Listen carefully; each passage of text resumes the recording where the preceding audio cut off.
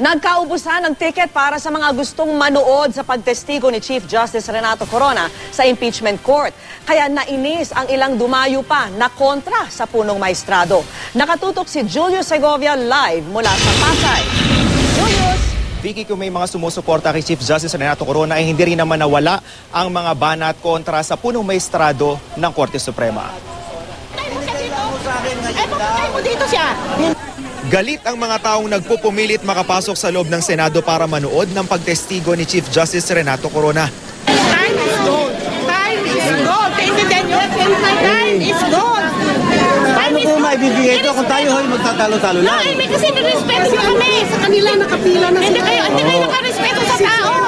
Wala kayong respeto sa tao. Magsabi kayo ng 10 to 11, sundin yung 10 to 11. Maaga kami umalis sa bahay. Ang galit nila, nag-ugat sa pagkaubos umano ng 200 slots na laan para sa publikong gustong manood ng paglilitis. Asan na punta yung ticket?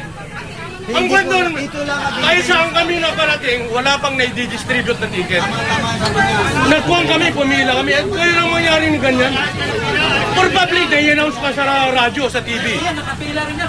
Wala kaming buwan dito, pumila kami, sinabi, Sir, pumunta ako doon. Meron ticket, pumila lang kayo dyan. Ngayon, ulo pa sa atin na wala. Huwag tayong kwan, Pilipino lahat tayo. Lilinitis natin ang isang kurap na Supreme Court Justice ngayon. Pati sarili natin, ikukurap natin. Ang lalaking ito naman, galit din matapos hindi makapasok. May bitbit pa siyang korona ng patay na ibibigay raw sana sa punong maestrado. Paglilinaw ng Senate Sergeant at Arms, 200 talaga ang allotted slots para sa publiko. Nagkataon lang daw na sobrang dami ang gustong makapasok sa Senado. We have enough tickets. Masyado lang silang marami. No? Ngayon, ang pinagbibigyan namin, actually, sinabi ko pa kahapon, yung mga senior citizens. Marami ng senior citizens na nauna. 300 lang daw ang sitting capacity ng session hall. May mga inilaang ticket para sa staff ng bawat senator judges, bukod pa sa hiningi ng kampo ni Corona. Katulad ni Justice Corona, he will be on the witness stand. Kailangan din naman niya siguro ng moral support. Bukod sa rally dito, nagkaroon din ng Mass for Truth and Justice sa Baclaran Church ilang oras bago ang pagharap ni Corona sa Senado. Pinangunahan ito ni Father Ben Moraleda. Today, we proclaim to be defenders of the truth. Before, during, and after the impeachment trial is finished, we will not be bystanders. Dinaluhan ito ng mga miyembro ng Association of Major Religious Superiors. Sa kanyang homily, iginit ng pari na kailangang manaig ang katotohanan sa paglilitis kay Corona. A lie is a lie. Even if AMLAC covers it, even if the Supreme Court covers it, or politicians cover it, it is still a lie. Di na rin naiwasan ng paring patamaan ng mismong punong maestrado. Pati ang ibang pari at obispo na nagsasagawa ng misa para kay Corona, pinatutsadahan. The Supreme Court Justice Corona says in the papers also today, I have no fear.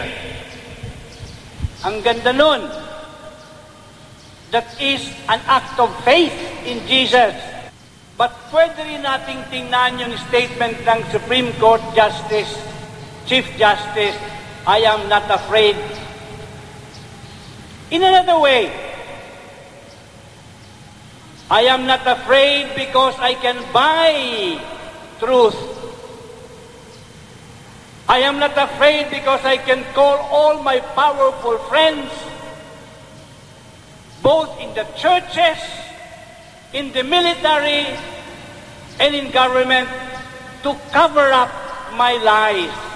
Sa panayam kay Father Moraleda, matapos ang misa, nilinaw niyang hindi sila taga-suporta ni Pangulong Aquino. Katotohanan lang daw ang isinusulong nila. This is not about Corona versus Pinoy.